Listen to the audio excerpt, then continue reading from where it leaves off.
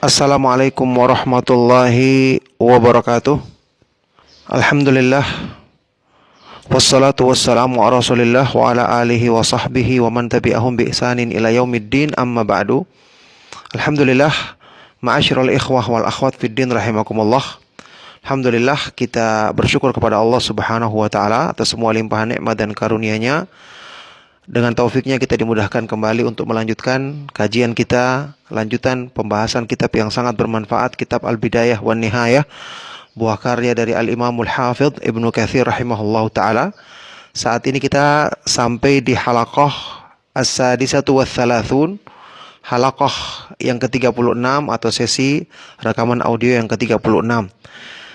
Ada beberapa tambahan dari kisah nabi-nabi Bani Israel ya sebelum Nabi Yahya dan Zakaria alaihi wassalatu wassalam, yaitu yang disebutkan di dalam beberapa riwayat tentang Nabi Daniel ya, Nabi Daniel alaihi salam.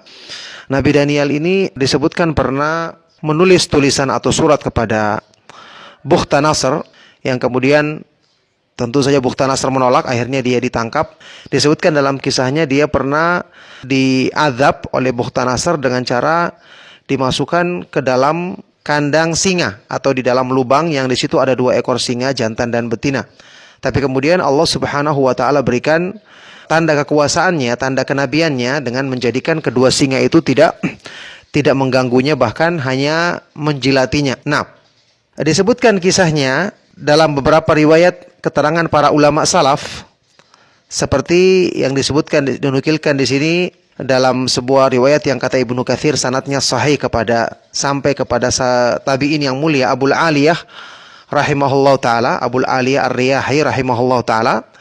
Beliau berkata, lamma iftatahna tustar wajadna fi mali baitil harmuzan sariron alaihi rajulun mayyitun inda ra'sihi mushafun.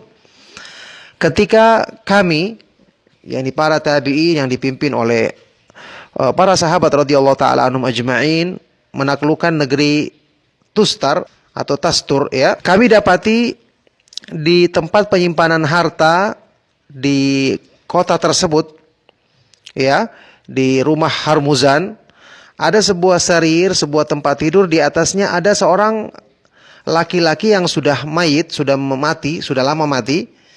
Di dekat kepalanya ada mushaf. Ya, ada kitab, ya kitab suci. Kemudian kami bawakan mushaf itu kepada Umar ibn Khattab ya, untuk kemudian diterjemahkan dalam bahasa Arab ya. Umar bin Khattab memerintahkan kepada Ka'ab al-Ahbar untuk menerjemahkannya dalam bahasa Arab. Singkatnya, kemudian ditanya kepada Abul Aliyah, "Fama sana'tum birrajul?" Apa yang kalian lakukan kepada laki-laki itu? Kata Abul Aliyah, "Hafarna bin nahari 13 qabran." Kami menggali 13 kubur di siang hari yang berbeda-beda, terpisah-pisah. Kemudian waktu di malam hari kami kuburkan dia dan kami ratakan kuburan itu supaya tidak diketahui oleh orang-orang yang ada di situ, sehingga mereka tidak menggalinya, karena dia ini adalah orang yang soleh, orang yang dimuliakan. Ya, diterangkan di sini, fama yarjuna minhu, apa yang mereka harapkan dari laki-laki itu, kenapa dibiarkan, diletakkan di atas tempat tidur? Kata Abul Aliyah, kanatis samau idza hubisat anhum, kalau terjadi musim kemarau ya, tidak turun hujan, ya yang mereka lakukan adalah mengeluarkan tempat tidur tersebut dengan laki-laki itu di atasnya, yang kemudian dengan sebab itu turunlah hujan. Ya, kemudian ditanya lagi pada Abul Aliyah, man kuntum tadhunnuna ar-rajul? Siapa yang kalian sangka? Siapakah orang itu yang kalian sangka? Ya, kata Abul Aliyah, rajulun yuqalu lahu Daniel. Dia adalah orang yang disebut namanya Daniel, ya, salah seorang nabi dari kalangan Bani Israel alaihi salatu wassalam. Aku tanyakan lagi, mundu kam wajadtumuhu qad mat? Sejak berapa lama yang kalian dapati dia telah mati, telah meninggal dunia, telah wafat? Qala, maka Abul Aliyah mengatakan, mundu 300 sanah, sejak 300 tahun yang lalu. Ditanya lagi, ma taghayyara minhu syai', apakah tidak ada yang berubah dari tubuhnya? Kata Abul Aliyah, la, tidak ada yang berubah illa sya'rat, kecuali beberapa rambutnya saja yang gugur. min qafahu, dari tengkuknya. Inna luhumal anbiya'i la tublihal ardu wa la ta'kuluhas siba. Ya, karena tubuh para nabi itu dagingnya tidak akan dimakan oleh tanah dan tidak akan dimakan oleh binatang buas. Ya, ini ada hadisnya. Kalau ini dalam hadis yang sahih, dinyatakan sahih oleh Syekh Al-Albani rahimahullah taala, riwayat An-Nasa'i dan yang lainnya, Rasulullah sallallahu alaihi wasallam bersabda, "Innallaha harrama 'alal ardi an ta'kula ajsadal anbiya." Sesungguhnya Allah Subhanahu wa taala mengharamkan bagi tanah untuk memakan tubuh para nabi. Jadi tubuh mereka akan terus utuh meskipun sudah dimasukkan di dalam kuburan, sebagaimana kemarin waktu kita bahas mengenai Nabi Musa alaihissalatu wassalam yang waktu keluar dari Mesir membawa serta jasadnya Nabi Yusuf alaihissalatu wassalam untuk dikuburkan di sisi dari kakeknya atau ayahnya, yaitu Ibrahim, Ishak dan Yakub di Hebron. Nah, kata Ibnu Katsir ini sanadnya sahih sampai kepada Abul Aliyah. Cuman beliau di sini menyebutkan, ya, kalau 300 tahun ini masih terlalu pendek waktunya. Yang masih memungkinkan 800 tahun itu sekitar waktu diutusnya Daniel, karena Ibnu Katsir menyebutkan di sini, ya, berdasarkan nas penegasan dalam hadis riwayat Imam Bukhari, bahkan Bukhari Muslim, ya, dari Abu Hurairah radhiyallahu taala anhu, Nabi SAW menyebutkan, walaisa baini wa baina Isa nabiyyun, tidak ada nabi antara diriku dengan Nabi Isa alaihi wassalatu wassalam. Jadi setelah Nabi Isa diutus tidak ada lagi nabi sampai diutus nabi yang terakhir, nabi kita yang mulia Nabi Muhammad sallallahu alaihi wasallam. Berarti ini sebelum itu. Ya, karena jarak antara Nabi Isa dengan Nabi Muhammad sallallahu alaihi wasallam, ada yang mengatakan, kata Ibnu Katsir di sini, 400 tahun. Ya, 400 tahun. Ada juga yang mengatakan lebih daripada itu, sekitar 600 tahun, ya. Jadi kalau ini adalah waktunya Nabi Daniel alaihissalatu wassalam, sekitar 800 tahun yang lalu dari peristiwa ini. Nah, dari Ibnu Katsir mengatakan ada kemungkinan memang ini nabi atau orang yang soleh, akan tetapi, ya, kemungkinan yang terbesar adalah dia adalah Nabi Daniel, yang dia juga kan disebutkan dalam kisah yang disebutkan oleh para ulama bahwa dialah yang dipenjara oleh penguasa Faris, yaitu Bukhtanasr, yang memang ditemukan dia di negeri Tastur yang merupakan bagian dari negeri Persia. Maka kisahnya sangat dekat dengan orang tersebut, berarti kemungkinan besar adalah Nabi Daniel alaihi salatu wassalam. Baik. Kemudian disebutkan di sini bahwa ada kisah tentang cincinnya Nabi Daniel alaihi salatu wassalam yang kemudian dibawa oleh sahabat Abu Musa al-Asy'ari radhiyallahu taala anhu, ya. Disebutkan dalam riwayat Ibnu Abi Dunya yang kata Ibnu Katsir sanadnya hasan, sampai kepada Ibnu Abi Zinad dari bapaknya. Abu Zinad artinya dia adalah Abdullah ibnu Zakwan al-Madani, seorang ulama besar dari kalangan tabi'in yang terpercaya. Abu Zinad berkata, "Ra'aitu fi yadi Abi Burdah ibni Abi Musa al-Asy'ari khataman." Aku melihat di jarinya Abu Burdah, anaknya Abu Musa al-Asy'ari, sebuah cincin yang terukir pada perhiasannya. Apa itu yang di tengah-tengah cincin itu? Ya, semacam permatanya begitu. Ya, terukir di situ sebuah gambar 2 ekor singa. Di tengah-tengahnya ada seorang laki-laki yang kedua singa itu sedang menjilatnya. Ya. Kemudian Abu Burda mengatakan ini adalah cincin seorang laki-laki yang ketika ditaklukkan negerinya, mereka menyebutnya ini adalah Daniel. Diambil oleh Abu Musa al-Asy'ari radhiyallahu taala anhu ketika laki-laki itu dikuburkan. Ya, dikuburkan dengan 13 kuburan yang tadi disebutkan. Ya. Abu Musa al-Asy'ari radhiyallahu taala anhu bertanya kepada orang-orang yang berilmu di negeri tersebut tentang ukiran cincin itu. Maka mereka mengatakan, ya, kisahnya bahwasanya Daniel alaihissalatu wassalam ketika itu penguasa yang berkuasa atau raja di zaman tersebut, datang kepadanya para peramalnya, ya, para peramalnya, orang-orang dekatnya, mengatakan bahwa akan lahir nanti anak laki-laki yang akan menghancurkan kerajaanmu. Maka kemudian dia membunuh semua laki-laki yang lahir di malam itu. Ya. Kemudian diantaranya dia menangkap Daniel yang lahir pada malam hari itu, kemudian dilemparkan ke dalam lubang atau dalam kandang yang di situ ada 2 ekor singa. yang kemudian ternyata 2 ekor singa itu jantan dan betina hanya menjilatnya dan tidak mengganggunya sama sekali. Kemudian datanglah ibunya yang melihatnya bahwa anaknya selamat dan tidak diganggu. Kemudian Allah Subhanahu wa taala selamatkan dia, ya. Maka setelah itu kata para ulama atau orang-orang yang berilmu di negeri tersebut, setelah itulah Daniel kemudian mengukir di cincinnya tersebut gambar 2 ekor singa yang sedang menjilati seorang anak kecil, ya, supaya dia tidak melupakan nikmat yang Allah Subhanahu wa taala berikan kepadanya. Tentu ini diperbolehkan di masanya. Jadi ini bukanlah sesuatu yang terlarang di waktu tersebut. Ya, ini di masa Nabi Daniel alaihi salatu wasalam. Tentu kalau di zaman di syariat yang dibawa oleh Nabi Muhammad sallallahu alaihi wasallam kan tidak boleh yang makhluk hidup seperti itu. Nah, barakallahu fikum.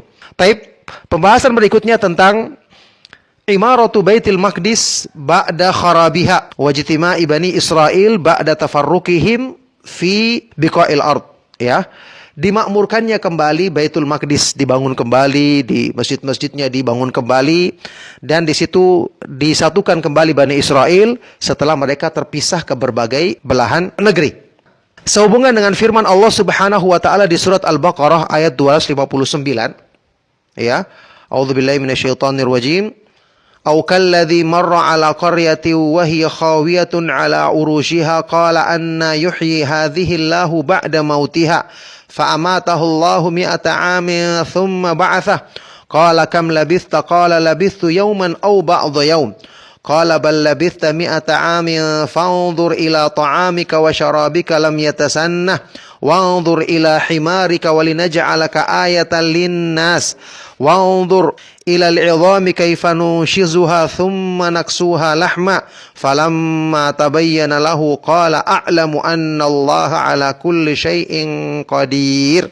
Ingatlah tentang seorang laki-laki yang melewati sebuah perkampungan yang telah runtuh, ya, bangunannya di atas atapnya.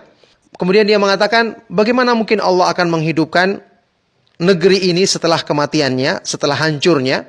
Yakni dia berkata begini, dia adalah orang yang soleh, bukan karena ragu, tapi karena ta'ajub. Ya, bagaimana ya Allah akan menghidupkan negeri yang seperti ini?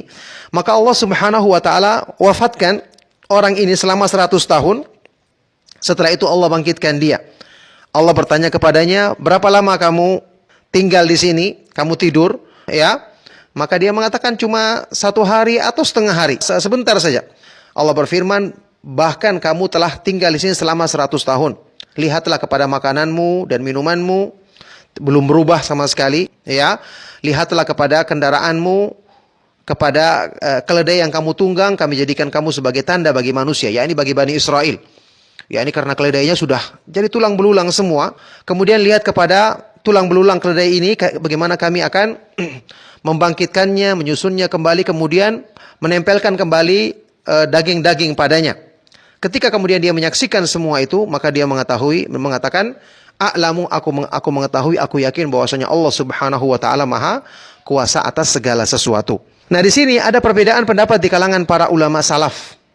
Ya, apakah yang dimaksud dengan ayat ini Nabi Armia alaihi salam yang sudah kita sebutkan kisahnya sebelumnya, atau dia adalah nabi yang lain dari Bani Israel yaitu Uzair. Uzair ini pendapat yang terkuat, pendapat yang masyhur, dia adalah seorang nabi dari kalangan Bani Israel alaihi salatu wassalam. Nabi yang mulia, ya. Pendapat yang masyhur yang dianut oleh banyak ulama salaf adalah dia adalah kisah Uzair dengan satu negeri yang telah hancur, kemudian Allah Subhanahu wa taala hidupkan kembali. Adapun pendapat yang lain yang kata Ibnu Katsir ini juga kuat sisi pendalilannya, ya, pendapat ini yang mengatakan ini adalah berhubungan dengan Nabi Armia alaihi salatu wassalam. Ya, ketika telah hancur Bani Israel telah hancur Baitul Maqdis, masjid-masjidnya semua dihancurkan, kemudian Bani Israel meninggalkannya, sudah kita bahas di pertemuan yang lalu. Allah Subhanahu wa taala wahyukan kepada Armia alaihi salam, ya, bahwa Allah akan menghidupkan kembali Baitul Maqdis, membangun kembali. Maka Allah perintahkan kepada Armia, pergilah kamu ke sana, tinggal di sana. Akhirnya Armia pun datang ke Baitul Maqdis kembali dalam keadaan hancur berantakan. Maka dia berkata pada dirinya, ya, subhanallah, maha suci Allah. Allah memerintahkan aku untuk kembali dan tinggal di negeri ini Dan Allah mengabarkan kepadaku, dia akan memakmurkannya, menghidupkannya kembali. Kapan itu terjadi? Bagaimana Allah menghidupkannya setelah hancur seperti ini? Ini tentu sudah kita katakan, mereka orang yang soleh, bukan berarti ragu, tapi dia kagum. Ya, membayangkan hal tersebut. Setelah itu, dia meletakkan kepalanya, dia tidur. Ya, dia membawa keledai, dia membawa sekeranjang makanan. Maka ketika itu dia tidur selama 70 tahun. Nanti disempurnakan 30 tahun lagi jadi 100 tahun. Ya, pertama 70 tahun dulu dia tertidur sampai wafat, sampai binasa atau mati Raja Bukhtanasr waktu itu. Selama tidurnya tentu banyak peristiwa yang terjadi. Bukhtanasr mati, bahkan raja yang ada di atasnya, ya, disebutkan namanya adalah Raja Lahrasib. Ini mati kemudian diganti sama anaknya yang bernama Bishtasib ibnu Lahrasib, yang mana disebutkan raja ini adalah raja yang adil, anaknya juga begitu. Dia ini perhatian sama kemakmuran negeri-negeri. Dia suka memakmurkan, menghidupkan kembali supaya ya, kekuasaannya memang sangat luas sekali dan banyak raja-raja yang tunduk kepadanya. Dia ini raja yang tertinggi ibaratnya. Bukhtanasr termasuk salah satu di bawah kerajaannya. Bukhtanasr meninggal di saat berkunjung ke tempatnya waktu itu. Nah, disebutkan demikian. Setelah itu meninggal di tempatnya di negeri raja tersebut. Setelah itu dia mendengar berita bahwasanya negeri Syam termasuk Baitul Maqdis telah hancur, ya, telah dihancurkan dengan bangunan-bangunannya, sehingga banyak binatang buas yang berkeliaran di sana dan tidak ada di Palestina, tidak ada seorang pun yang mau tinggal di sana.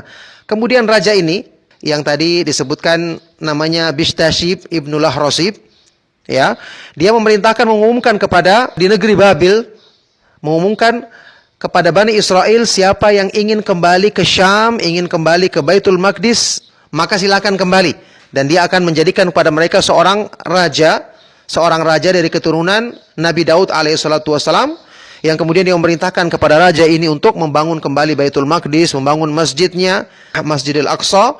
Akhirnya mereka pun pulang, ya. Setelah itu mereka mulai membangunnya. Kemudian Allah Subhanahu wa taala membangunkan Nabi Armia alaihissalatu wassalam, kemudian dia melihat ke kota itu ketika sedang dibangun, ya.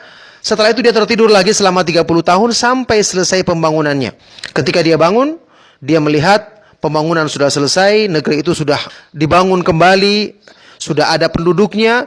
Ketika itulah dia mengatakan, a'lamu annallaha ala kulli syai'in qadir. Ya, aku mengetahui, aku yakin Allah Subhanahu wa taala adalah yang maha kuasa atas segala sesuatu. Ini dikisahkan oleh Ibnu Jarir At-Tabari. Kemudian disebutkan setelah itu Banu Israel kemudian hidup bersama Nabi yang mulia ini sampai kemudian setelah itu mereka dikalahkan, dikuasai oleh Raja Romawi, ya, dikuasai oleh Romawi, yang kemudian setelah itu mereka tidak punya kesatuan lagi, tidak punya kekuatan lagi ketika dikuasai oleh orang-orang Nasrani dari Romawi. Nah, itu kisah yang sehubungan dengan peristiwa dimamurkannya kembali atau dibangunnya kembali Baitul Maqdis, Masjidil Aqsa, ya, dan dibangunnya kembali bangunan-bangunan yang tadinya diruntuhkan di zamannya Bukhtanasr, ya, dihancurkan di zamannya Bukhtanasr. Kata Ibnu Katsir rahimahullah taala, al-maksud, ya, maksudnya di sini yang disebutkan oleh Ibnu Jarir ini bahwa berarti yang lewat di perkampungan yang disebutkan di ayat Al-Baqarah 259 tadi, berarti dia adalah Armia alaihi salatu wassalam. Ya, Armia alaihi salatu wassalam disebutkan di sini beberapa ulama yang berpendapat dengan pendapat ini. Kata Ibnu Katsir, wa hadza qawiyyun min haitsu siyaq al-mutaqaddim. Dan ini pendapat yang kuat dari teks yang tadi dibawakan. Ya. Kemudian diriwayatkan juga dari para ulama salaf yang lain seperti Abdullah ibnu Salam, sahabat yang mulia, Ibnu Abbas radhiyallahu taala anhum, ya, Al-Hasan, Qatadah, As-Suddi dan yang lainnya, bahwa dia adalah Uzair, Nabi Uzair alaihi salatu wassalam.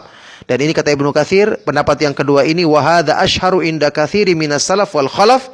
Inilah pendapat yang lebih populer menurut kebanyakan dari para ulama salaf dan ulama khalaf, ulama yang belakangan.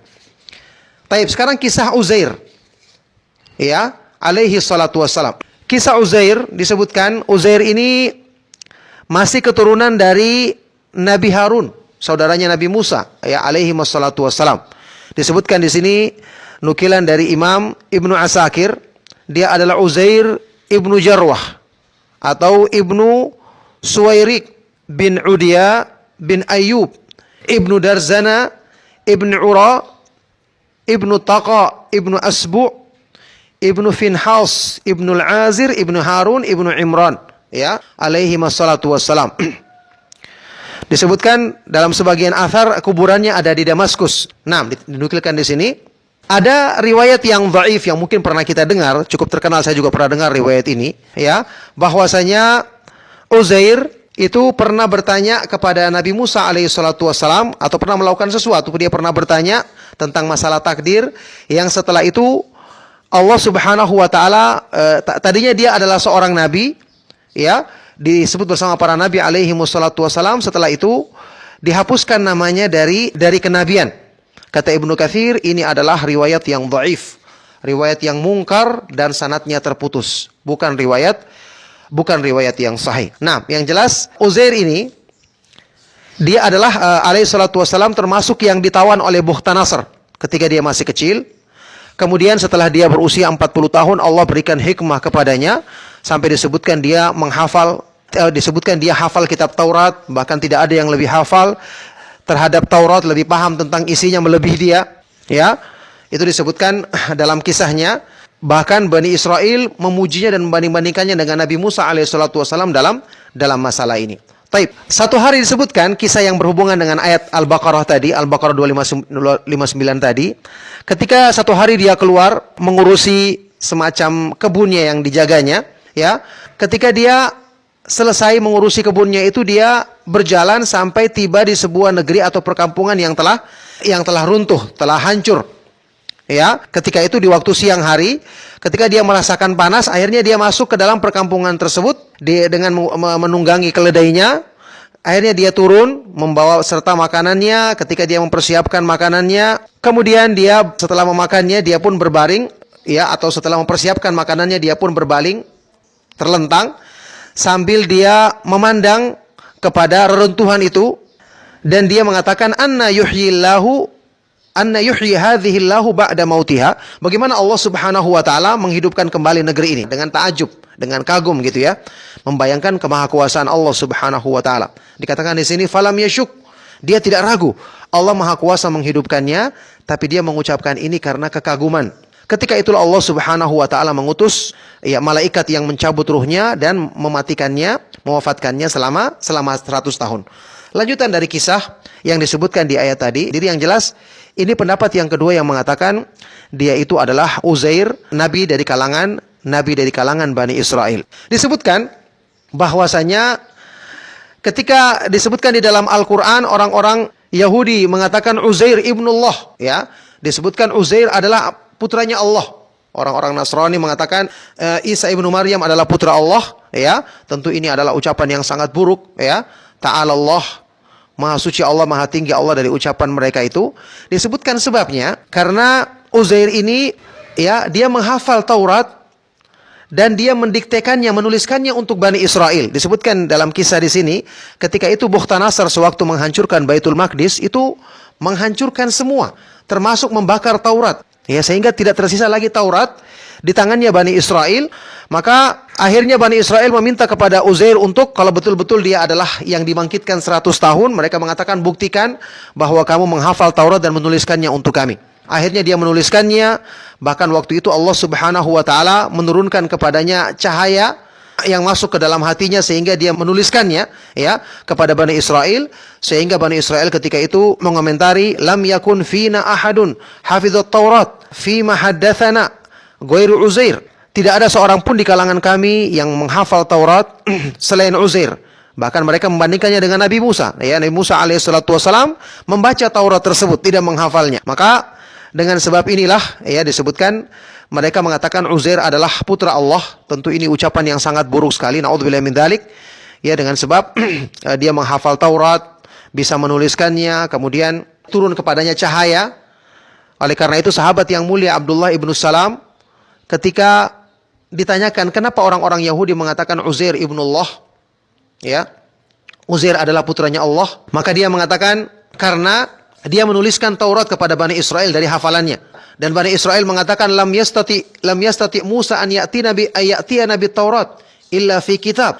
Nabi Musa sendiri alaihissalatu wassalam tidak mampu untuk membacakan Taurat kecuali dengan membaca kitab. Adapun Uzair sendiri bisa membacakan Taurat tanpa ada kitab, ya, ini dari hafalannya sendiri. Dengan sebab itu beberapa golongan dari orang-orang Yahudi mengatakan ucapan yang sangat buruk tadi, Uzair adalah putranya Allah, ya. Na'udzubillahi min dzalik, ta'ala Allah amma yaquluna 'uluwan kabira, maha suci dan maha tinggi Allah Subhanahu wa taala dari ucapan kotor mereka itu. Nah, ini pendapat yang mengatakan tentang keadaan Uzair. Kata Ibnu Katsir, pendapat ini, ya, pendapat yang mengatakan pernyataan seperti ini bisa dibenarkan kalau mendukung pendapat yang mengatakan bahwa Uzair adalah bukan seorang nabi. Dia adalah seorang yang soleh, yang Allah berikan ilham untuk menghafal Taurat. Tapi kata Ibnu Katsir, pendapat yang masyhur, ya, bahwa Uzair adalah nabiyun min anbiya Bani Israel, termasuk seorang nabi dari kalangan Bani Israel, ya, yang dia itu berada di masa setelah Nabi Sulaiman alaihissalatu wassalam, dengan di antara masa Nabi Sulaiman alaihissalatu wassalam dengan Nabi Zakaria dan Yahya. Jadi sebelum diutusnya Nabi Zakaria dan Yahya alaihimussalatu wassalam. Nah, ini kelebihan yang Allah Subhanahu wa taala berikan kepadanya, ini termasuk wahyu.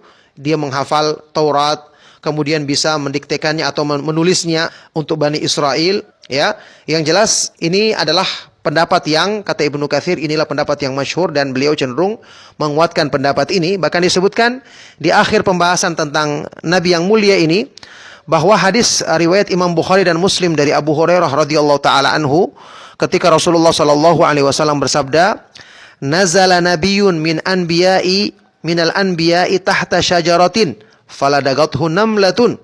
Seorang nabi, ya, ada seorang nabi yang ketika dia singgah mampir di sebuah pohon, ternyata ada seekor semut yang menggigitnya. Fa'amara bijihazihi fa'ukhrija min tahtiha, maka Nabi ini memerintahkan, ya, kepada murid-murid yang bersamanya untuk mengangkat barang-barangnya, dijauhkan dari pohon itu.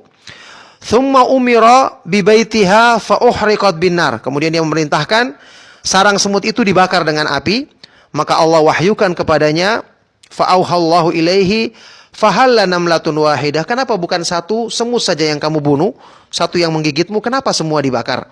Ya, maka disebutkan dari beberapa para ulama seperti Imam Mujahid, Ibnu Jabir Al-Makki, bahkan sebelumnya sahabat yang mulia diriwayatkan di sini Ibnu Abbas radhiyallahu taala anhuma, Al-Hasan Al-Basri, ya, termasuk Mujahid, ulama besar dari kalangan tabi'in Mekah, ya, mereka mengatakan ini adalah Uzair. Ya, maksudnya ini adalah Nabi Uzair alaihi salatu wassalam.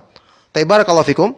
Inilah kisah yang berhubungan dengan beberapa nabi dari kalangan Bani Israel sebelum Zakaria dan Yahya alaihimus salatu wassalam. Semoga bermanfaat dan menjadi sebab kebaikan untuk menambah ilmu yang bermanfaat bagi diri kita, untuk menjadi bekal kebaikan kita di dunia dan di akhirat nanti. Saya cukupkan, mohon maaf jika ada yang salah dan kurang.